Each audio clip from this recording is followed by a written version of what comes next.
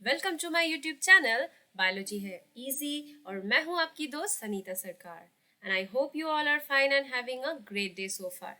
सो आज के सेशन में हम क्या करने वाले हैं? आज के सेशन में हम रिएक्टिविटी सीरीज को कैसे याद रखें उसका एक ट्रिक मैंने ऑनलाइन ही जाना है, उसी में थोड़ा सा फेरबदल करके मैं आज प्रेजेंट करने वाली हूँ, क्योंकि जो भी टीचिंग से रिलेटेड कॉम्पिटिटिव एग्जाम्स होते हैं ना, वहाँ पे रिएक्टिविटी सीरीज से एक क्वेश्चन तो पूछा ही जाता है। सो इतना बड़ा रिएक्टिविटी सीरीज याद कर पाना तो मुश्किल है, इसी के लिए मैं आपके लिए लाई हूँ एक निमोनिक्स। ओके, सो ये कुछ इस तरह से हमें पढ़ना है। कैसे पढ़ना है देखिए। Please stop calling me a careless zebra, instead learn how copper, meat and save gold and platinum। ठीक है, सो ये है हमारा ट्रिक जो रिएक्टिविटी सीरीज में जो भी एलिमेंट्स है उनको याद करने का। सो जैसे कि आप देख पा रहे हैं, प्लीज में जो पी है उसको मैंने थोड़ा सा बोल्ड करके लिखा है because it is representing potassium. ठीक है, वैसे ही स्टॉप का एस हमें रिप्रेजेंट कर रहा है सोडियम, कॉलिंग का सी ए इज फॉर कैल्शियम, मी का एम इज फॉर मैग्नीशियम, ए में जो भी है वो एल्यूमिनियम को बता रहा है, केयरलेस में जो सी है वो कार्बन को बता रहा है, जेब्रा का जेड जिंक है, इंस्टेड का आई जो है वो आयरन बता रहा है, लर्न का जो एल है वो लेड बता रहा है, हाउ का जो एच है वो हाइड्रोजन बता रहा है, कॉपर का टोटल नेम ही यहाँ पे वही आ रहा है, मीट का जो एम है वो मरकरी बता रहा है। ठीक है, और जो सिल्वर का एस है वो सेव बता रहा है, गोल्ड और जो प्लैटिनम है वो तो पूरे नाम ही दिए हुए हैं। अच्छा, अब आप पूछेंगे कि यहाँ पे मैग्नीशियम में भी एम है और मरकरी में भी एम है। सो यहाँ पे आप एक काम कर सकते हैं, मरकरी का जो एम ई है उसको आप कंसिडर करिए, क्योंकि मरकरी में भी एम ई आता है। मैं ये भूल गई थी, सो ये एक मिस्टेक हो गई, आप ऐसे कर सकते हैं। ठीक है, so the mnemonic goes like this. Please stop calling me a careless zebra, instead learn how copper meet and save gold and platinum। सो इस नेमोनिक से आप आसानी से जो रिएक्टिविटी सीरीज है उसे याद भी रख पाएंगे, और इससे रिलेटेड अगर कोई क्वेश्चन भी आपको पूछी जाए तो उसे सॉल्व भी कर पाएंगे। और यहाँ पे मैंने उनके सिंबल्स भी दे दिए हैं, जो एलिमेंट्स हैं उनके सिंबल्स भी दे दिए हैं। सो आप यहाँ से देख भी सकते हैं।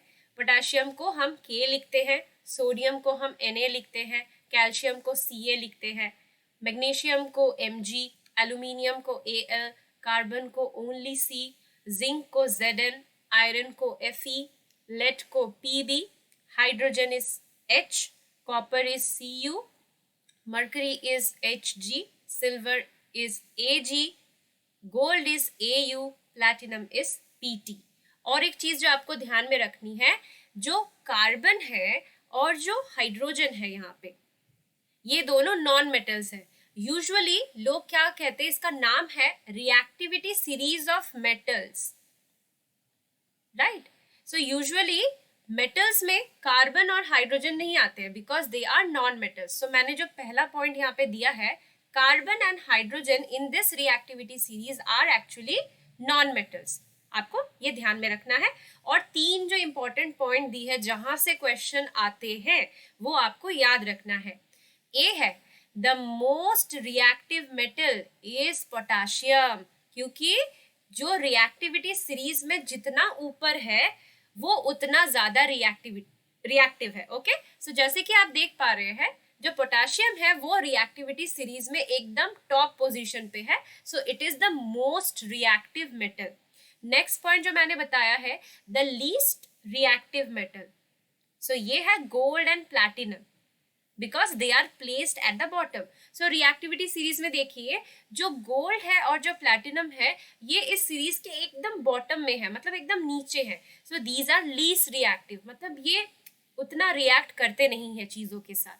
और यहाँ पे देखिए एक और जो वेरी वेरी इंपॉर्टेंट पॉइंट है, आपको यहाँ से भी क्वेश्चन पूछा जाता है, metals such as copper, silver, gold, which are below hydrogen. So जैसे कि आप देख पा रहे हैं, देख देते हैं, कॉपर, सिल्वर एंड गोल्ड, ये किसके नीचे है?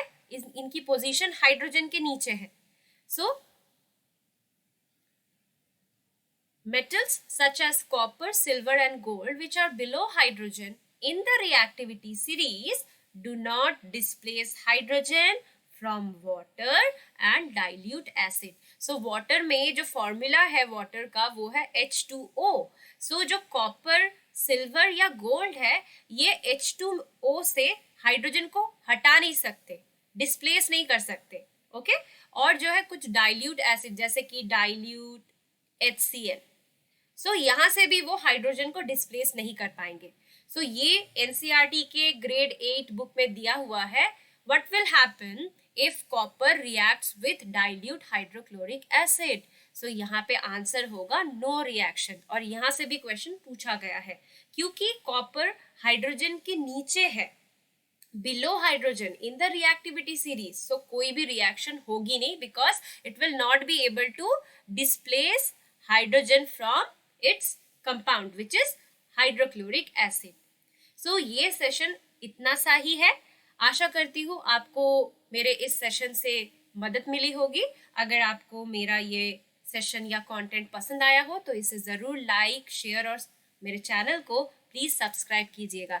ऐसे ही कंटेंट के साथ मैं दोबारा आपसे मिलूंगी. Till then take care and keep learning using biology है इजी.